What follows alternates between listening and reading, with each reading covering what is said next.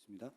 주님, 오늘 예수 그리스도의 사랑이 얼마나 큰지 또한 그 사랑을 전하고자 합니다. 그 부활하신 예수님의 사역을 통해서 오늘 그 사랑의 그 역사에 흠뻑 전하는 시간 되게 해주세요. 예수님의 이름으로 기도합니다. 아멘. 오늘 뒤에 많은 순서가 준비되어 있는 것으로 알고 있습니다. 그래서 제가 가능하면 10분에서 15분 사이에 전달을 하려고 하는데 이 시간 안에 안 되면 그냥 도중에 내려가겠습니다. 무조건 제가 그 시간 안에 끝날 건데, 근데 주제로 봤을 때는 이게 엄청나게 중요한 주제로 개인적으로 생각을 하고요. 어느 정도 중요한 주제냐, 제가 사실 이 부분 오늘 이거 아무렇지도 않게 읽었잖아요. 제가 사실 이 부분을 묵상하고 이게 제가 공부할 때 많이 울었어요. 너무 은혜가 돼가지고 그 은혜가 전달이 됐으면 좋겠다는 생각이 듭니다. 그래서 이렇게 하는데 제가 퀴즈를 많이 내지 않습니까? 오늘도 역시 퀴즈가 준비가 되어 있는데 여러분들에게 일단 이걸 하기 전에 오늘 이 부활주일로 지키기 전에 예수님의 이 부활의 승리가 어떤 승리인가를 오늘 말씀을 통해서 같이 나누고자 하는 겁니다. 근데 그 부활의 승리를 나누고자 하는데 요새 막 굉장히 부활 때문에 문제가 역사성 문제로 막 이렇게 그 SNS상에 말이 많은데 이제 그런 것이 본질을 저는 이렇게 다 이렇게 누락시키는 문제가 발생한다고 생각을 해요. 그래서 오늘 말씀에 좀 더 집중을 하면 어떨까 이렇게 생각이 듭니다. 첫 번째 퀴즈입니다. 자, 첫 번째 퀴즈 굉장히 중요한 퀴즈인데 오늘은 선물은 준비는 안 됐어요. 대신 박수로 대체를 하도록 하겠습니다. 이 퀴즈는 굉장히 중요한 퀴즈인데요. 오늘 이 부활주일 예배가 이 힌트입니다. 힌트. 이 세상에 가장 강력한 권력자는 누구일까요? 이게 첫 번째 질문입니다. 혹시 여러분들이 생각할 때 이 역사 안에서 가장 강한 권력자 한 명을 뽑는다면 누가 있을 거라고 생각하십니까? 네, 어렵죠? 어려운데 힌트는 뭐냐면요. 사람이 아닐 수도 있어요. 예? 세상 권세 잡은 자는 오늘 주제는 정답은 아닙니다. 가장 강한 권력자, 사람이 아닐 수 있어요. 근데 가장 강한 예수님이요. 일단 박수. 와, 굉장히 중요한 얘기를 해줬는데 예수님 이전에 진짜 중요한 이 권력자는 누구였을까요? 세상에서 가장 강한 권력자. 사람이 아닐 수도 있다고 얘기를 했고 오늘 주제와도 관련이 있다고 말씀을 드려요. 이게 힌트입니다. 사탄이요? 사탄보다 더 강력합니다. 사실은. 굉장히 강한 권력자가 하나 있습니다. 개념적으로, 누가 계세요? 박수. 맞췄습니다. 이 세상에서 가장 강한 권력자는 죽음입니다. 그래서 제가 원래 키르케고르 연구를 많이 하고 있지 않습니까? 그래서 이 구절이 어디서 나온지는 제가 출처를 댈 수가 없습니다. 읽은 게 너무 많은데 어디서 나온지 찾을 수는 없어요. 그래서 이제 뭐라고 써놨냐면 죽음만큼 강한 권력자는 없다. 이렇게 써놨습니다. 이 세상에 누구도 죽음을 정복한 사람은 없어요.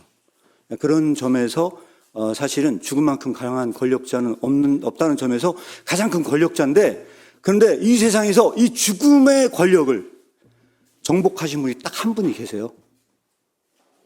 바로 예수님이십니다. 근데 이 예수님이 어떤 이 부활이 승리인가, 이 승리는 어떤 승리인가를 조금 더 나누고자 하는 겁니다. 그게 바로 요한복음 21장입니다.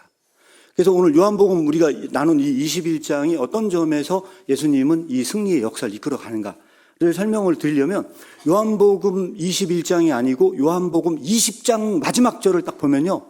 뭐라고 나와 있냐, 이렇게 나왔습니다. 오직 이것을 기록함은 너희로 예수께서 하나님의 아들 그리스도이심을 믿게 하려 함이요. 자, 이 요한복음 사실 20장 마지막 절 31절을 보잖아요. 그러면요. 어떤 느낌이 드십니까? 요한복음은 실제적으로요. 20장으로 끝나잖아요. 그럼 가장 잘 어울려요. 요한복음 20장은요. 이 글을 쓴 목적이 나와 있어요. 내가 이걸 기록한 것은 예수 그리스도를 믿게 하려 함이다. 내가 그래서 이거를 썼다. 하고 이 얘기를 딱 끝내면 사실은 요한복음은 더 매끄러운데 21장은 마치 사족과 같아요. 맞죠? 이 사족과 같거든요. 그런데 이 그 신학적인 중요성에서는 21장이 얼마나 중요하냐. 만약에 21장이 없었다고 가정을 해보세요. 어떤 문제가 발생할까요? 요한복음 21장은 누구를 다루고 있어요? 주로 다뤄지는 사람이 베드로입니다. 베드로를 다뤄주고 있군요. 그런데 만약에 21장이 없었다 한번 가정을 해보세요. 어떤 문제가 발생할까요? 네? 베드로는 아마 구원받지 못했을 거라고 사람들이 생각했을 거예요. 여러분은 가룟 유다만 배신자라고 생각하세요? 가룟 유다는 첫 번째 배신자일 뿐이에요. 그러니까 예수님의 제자 중에서 제일 첫 번째 된 사람이 누구였을까요? 베드로였죠. 그래서 예수님이 뭐라고 말씀하셨냐면 예수님이 첫째 됐다고 본인이 생각했고 자기가 수제자라고 생각을 했거든요. 근데 그 베드로에게 뭐라고 얘기를 했냐면 먼저 된 자가 나중 된다고 얘기를 했어요. 베드로 보고. 그런데 첫 번째 배신자는 가룟 유다라고 하면요. 예수님의 제자 중에 맨 마지막 배신자는 누구였을까요? 베드로였어요. 그러니까 베드로는 그런 점에서 배신자일 뿐만 아니라 예수님의 제자 중에 예수님께 저주까지 퍼부은 제자는 누구밖에 없어요? 베드로밖에 없어요. 그리고 예수님은 그 베드로에게 말을 했어요. 네가 나를 분명히 배신을 할 거다. 배신을 할 거고 나를 부인할 거고 결국은 나를 떠날 거다. 닭 울기 전에 떠날 거다. 그랬어요. 자, 그때 베드로가 펑펑 울었어요? 안 울었어요? 울었어요. 그리고 베드로는 어디로 갔어요? 다시 물고기를 잡으러 옛날 잡을 찾으러 간 거예요. 베드로 이 장면을요, 여러분들에게 극적으로 저보고 구성을 해보라고 얘기를 하잖아요. 그럼 이거를 이렇게 말할 수 있습니다. 베드로는 자신의 힘으로 다시 예수님을 찾을 수 있을까요? 없을까요? 자, 거꾸로 베드로가 자신의 힘으로 다시 예수님을 찾을 수 있다고 생각하는 사람이 있어요? 혹시?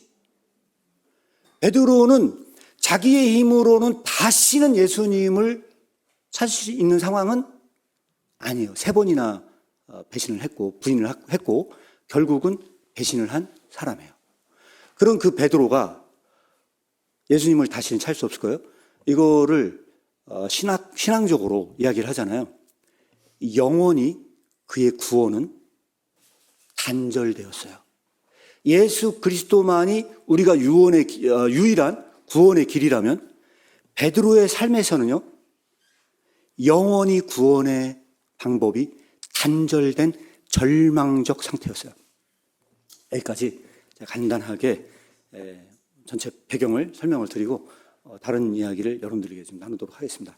이 다른 이야기는 뭐냐면요, 이 사건이 굉장히 중요한 사건이어서 딱 한 가지 주제만 다루고 제가 오늘 마무리를 하려고 하는 건데요.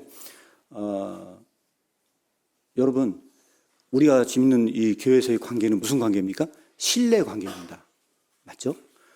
그런데 비즈니스는 어떻습니까? 비즈니스의 세계에는 신뢰 관계일까요? 이해 관계일까요? 이해 관계라고 생각하시죠, 그죠? 것으로 결정하겠습니다. 자, 지금 제가 한 얘기에서 비즈니스 세계는 이해 관계인데 이해 관계가 아니라고 생각하는 사람 혹시 있으세요? 비즈니스 세계가 신뢰 관계다. 혹시? 손 드신 분들 계세요. 많진 않아요. 손 드신 분이 계세요. 근데 제가 왜 이 말씀을 드렸느냐? 제가 잠깐 직장 생활을 하면서 이 플랫폼 기업이라고 하는 그 기업들을 조사했어요. 대표적인 기업이 어떤 기업일까요? 제가 카카오톡도 이 대표적인 플랫폼 기업이라고 얘기를 하잖아요. 또 어떤 기업이냐면 제가 경험한 기업을 말씀을 드릴게요. 에어비앤비 여러분들 혹시 아세요? 에어비앤비가 숙박을 연결해 주는 업체예요. 그런데 일반적으로 호텔이나 이런 업체들이요, 지금 현재의 그런 숙박을 제공해 주기 위해서 100년, 적어도 100년 이상의 그 영업을 했을 때 지금의 그 숙박을 제공을 했대요. 근데 에어비앤비 같은 이 업체들은 얼마나 혁명적이냐? 단 하나의 집도 짓지 않고요, 지금까지 연결했던 숙박업을 했던 그런 기업체보다 더 많은 잠자리를 제공해주고 있답니다. 굉장하죠? 근데 얼마나 더 탁월하냐? 그 기업들은 100년 이상을 하면서 그 업적을 쌓아왔는데 에어비앤비 같은 업체는요, 불과 6년 만에 10년도 안 되는 기업이요, 지금까지 제공해주는 숙박업보다 더 많은 단 한 채의 집도 짓지 않고 숙박업을 현재 하고 있어요. 그래서 제가 에어비앤비로 베트남을 갔다 왔습니다. 그러니까 에어비앤비로 예약을 하고요, 베트남을 갔는데요. 얼마나 집을 싸게 예약을 했냐면 아파트 한 채를 다 그냥 빌려주는데 우리나라 웬만한 데보다 더 저렴합니다. 그래가지고 갔는데 가서 실제로 그 집에서 잠을 자고 바로 근처에 있는 식당에 가서 그 쌀국수를 먹는데 얼마나 저렴한지. 우리나라 쌀국수 먹으려면 굉장히 비싸잖아요. 그 관광지 가도 베트남이 좀 비싼 편이에요. 깜짝 놀랐어요. 우리나라 돈 한 1,000원 정도? 야, 이게 말이 되나 싶을 정도의 제가 저렴하게 식사를 했고요. 그리고 현지인이 추천해 주는 데 가서 진짜 어마어마하게 큰 집에 가서 먹었거든요. 갔는데도 한 3,000원 정도? 그런 정도밖에 되지 않았어요. 근데 그 에어비앤비가 어떻게 성공을 했느냐, 그 성공의 가장 중요한 그 키팩터, 이 성공의, 이 비즈니스의 성공 요인을 하나 뽑으라고 했는데 충격적이게도 그게 뭔지 아십니까? 신뢰였어요. 왜 신뢰인지 아십니까? 제가 베트남에 가서 그 아파트에 자는데 왠지 그 도둑 같아, 이 사람이 사기칠 것 같아, 제가 그런 불안감이 있었다면 그 집에 가서 잠을 잘 수 있겠습니까? 없죠. 에어비앤비에서 연결하는 집에 가서 자면 전 세계 어디 가서 잠을 자도 안전해 라고 하는 그 신뢰를 창출하지 않는 한 그 비즈니스 성공할 수 있을까요? 없을까요? 없어요. 그래서 비즈니스 세계에서도요, 이해관계를 주 목적으로 하는 비즈니스 세계에서도요, 신뢰관계를 창출하지 않으면 이 비즈니스를 성공할 수 없다고 이야기합니다. 오늘 중요한 마지막 질문 하나 하고 마무리하려고 합니다. 중요한 질문. 어떻게 하면 신뢰관계를 창출할 수 있을까요? 이것이 오늘 굉장히 중요한 주제고 오늘 설교 말씀의 주제이기도 합니다. 뭘까요? 오늘 말씀에 빗대서 말씀을 하자면 뭘까요? 계속 제가 끌고 가고 싶지만 시간상 답을 얘기하고 마무리해야 될 것 같아요. 그게 뭐냐면요, 오늘 말씀에 비춰서 얘기하잖아요.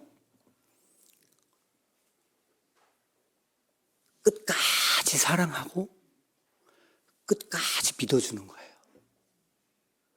제가 오늘 말씀을 해석하기 전에 제가 충격을 받은 뉴스가 하나 있어서 그 뉴스를 이야기하고 오늘 본문 얘기하고 마무리할 예정인데요. 그 뉴스는 뭐냐면 아마 여기 아시는 분들도 있을 수도 있어요. 제주도의 올레길에서 살인사건이 벌어진 적이 있었어요. 몇 년 전에. 근데 그 기사가 났는데 제가 그 기사 보고 굉장히 고민을 많이 했던 기사였어요. 근데 그 기사가 어떤 기사가 났냐면 올레길에서 살인사건이 저질러져서 이 사람이 구치소에 갇혔거든요. 뉴스 기사에 막 도배가 되고 난리가 났어요. 근데 그때 그 어머니가 그 살인사건을 저지른 그 아들의 엄마가 인터뷰를 한 기사가 났습니다. 근데 그 인터뷰란 기사가 났는데 엄마가 뭐라고 얘기를 했냐면 우리 아들은 절대로 사람 죽일 사람 아니라는 거예요. 우리 아들이 얼마나 착한 아들이냐면 자기가 아파서 병원에 입원했을 때 원양어선을 타고 나가서 돈을 벌어서 병원비를 다 대준 아들이라는 거예요. 모든 사람은 다 살인자래. 그 객관적인 증거가 다 있대. 그런데 그 올레 사건의